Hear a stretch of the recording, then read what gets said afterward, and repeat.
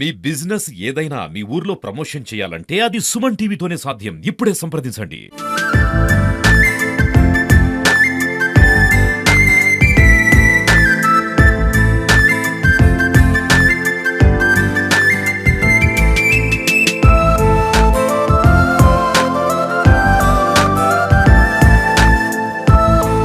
తెలంగాణ రాష్ట్ర ప్రభుత్వం ప్రతిష్టాత్మకంగా ఒక కార్యక్రమాన్ని రూపొందించే ఆలోచన ఉంది ముఖ్యమంత్రి వర్యులు. ఎందుకంటే వృద్ధాశ్రమంలో ఉన్నటువంటి వృద్ధులను అతి ఎక్కువగా అనాథాశ్రయంలో ప్రభుత్వ ఉద్యోగం చేసే వాళ్ళ యొక్క తల్లిదండ్రులే ఉన్నారని చెప్పి ఒక సర్వే చేయడం జరిగింది. ఆ సర్వేలో విస్తుపోయేటువంటి వాస్తవాలు ముఖ్యమంత్రి రేవంత్ రెడ్డి గమనించిన తదనంతరం ఒక సమీక్షా సమావేశం ఏర్పాటు చేశారు.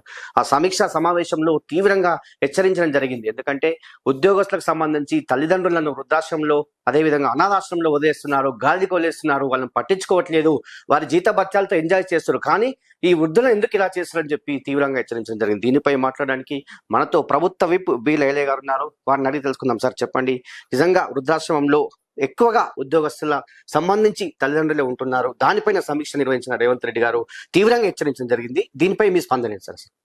ముఖ్యంగా తెలంగాణలో ప్రజాపాలన ద్వారా తెలంగాణలో అనేక మార్పులు తెచ్చి తెలంగాణ అభివృద్ధి కోసం అహర్నిశలు పాటుపడుతున్నటువంటి గౌరవ ముఖ్యమంత్రి గారు ఒక మంచి నిర్ణయం తీసుకొని రాబోయే రోజుల్లో ఒక చట్టం కూడా తయారు చేయాలని చూస్తున్నాడు. ముఖ్యంగా తల్లిదండ్రులు ఎంతో కష్టపడి పిల్లలను ఒక స్థాయి తీసుకొచ్చి వాళ్ళను అన్ని విధాల ఎదుగుదలకు కాయ కష్టం చేసి ఇలా ఒక ఉద్యోగం ఇచ్చిన తర్వాత ఆ ఉద్యోగాలలో వాళ్ళు తల్లిదండ్రులను మర్చిపోయి తల్లిదండ్రులు భారంగా ఉన్నటువంటి వాళ్ళు వృద్ధాశ్రమంలో అనాథాశ్రమంలో జాయిన్ చేస్తున్న సమయంలో గౌరవ ముఖ్యమంత్రి ఒక మంచి నిర్ణయం తీసుకుంటూ అవసరమైతే ఒక చట్టాన్ని తెస్తని చెప్పి తెలంగాణలో సమూలంగా మార్పు తెస్తున్నాడు.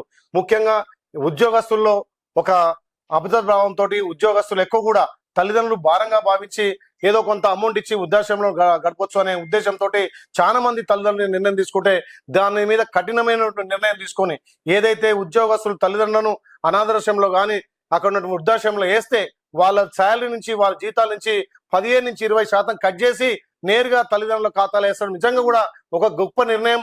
ప్రజాపాలన ద్వారా తెలంగాణలో ఎన్నో మార్పులు తెచ్చి ఇవాళ ఉద్యోగస్తులు వాళ్ళ తల్లిదండ్రులను విస్మరిస్తే వాళ్ళ మీద కఠిన చర్యలు తీసుకొని వాళ్ళ ఉద్యోగాల నుంచి కూడా ఏదైతే వాళ్ళకు వచ్చే శాలరీ నుంచి కూడా కొంత కట్ చేసి వాళ్ళకి ఇస్తారనడం చాలా గొప్ప విషయం.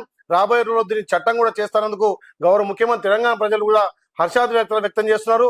ఎన్నో మార్పులు తెచ్చుకొచ్చి తెలంగాణను అన్ని విధాల అభివృద్ధిలో ముందుకు తీసుకుపోతున్న గౌరవ ముఖ్యమంత్రి ఈ వృద్ధుల పట్ల కూడా ఒక ప్రత్యేక శ్రద్ధతోటి వాళ్ళని కూడా అన్ని విధాలా చూసుకోవాలి, తల్లిదండ్రులకు కొంత సమయం కేటాయించాలి. ఎంతో కష్టపడి తల్లిదండ్రులు మిమ్మల్ని ఉద్యోగులు తయారు చేసి మీ చదువులకు ఎంతో కష్టపడి చేస్తే ఉద్యోగం వచ్చిన తర్వాత తల్లిదండ్రులు భారంగా భావించి వాళ్ళని అనాథాశ్రయంలో ఉద్ధార చేయడం ఇది సరికాదు. దీనిలో ఒక కొత్త చట్టం చేస్తా అని చెప్పి గౌరవ ముఖ్యమంత్రి చెప్పడం చాలా గొప్ప విషయం. ఇది తెలంగాణ ప్రజలందరూ కూడా హర్షాద్రేగా వ్యక్తం చేస్తున్నారు. సార్, ఈ చట్టాన్ని మీరు అంటే మీ నియోజకవర్గంలో కావచ్చు ఎక్కడైనా ఈ చట్టానికి సంబంధించి ఇంకా అంటే ఈ చట్టంలో ఉన్నటువంటి వాటి గురించి ఇంకా మీరు ఏమన్నా అవగాహన కార్యక్రమాలు ఏర్పాటు చేస్తారా? తప్పకుండా మేము కూడా ఉన్నటువంటి 1-2 వృద్ధాశ్రమంలో చూస్తాం. ఎవరైతే ఉద్యోగస్తుల తల్లిదండ్రులు అలా ఉంటే తప్పకుండా ప్రభుత్వానికి లిస్టు పంపించి వాళ్ళ మీద తక్షణమే యాక్షన్ తీసుకునే విధంగా తల్లిదండ్రులు వాళ్ళ పిల్లలు చూసుకునే విధంగా చర్యలు తీసుకుంటాం. మేము కూడా ఎక్కడికక్కడ ఇక్కడ ఉద్యోగశాలు కానీ లేకపోతే ఎవరైతే ఉద్యోగస్తులు ఉండి తల్లిదండ్రులు విస్మరిస్తే వాళ్ళ మీద కఠిన చర్యలు తీసుకుంటాం. ఇప్పటికే నేను 4-5 సార్లు విజిట్ కూడా చేయడం జరిగింది. అలాంటి తల్లిదండ్రులకు అన్ని విధాల ప్రభుత్వం నుంచి అండ ఉండి వాళ్ళ తల్లిదండ్రులకు వాళ్ళు సేవలు చేసుకునే విధంగా పిల్లలకు కూడా హెచ్చరించి ఇనకపోతే ఏదైతే మా ముఖ్యమంత్రి గారు తీసుకొచ్చే చట్టం కూడా ఇంప్లిమెంట్ చేసి వాళ్ళ శాలరీలో కొంత భాగాన్ని కట్ చేసి నేరుగా వాళ్ళ పోషణ కోసం వేసే విధంగా మేము కూడా చర్యలు తీసుకుంటాం.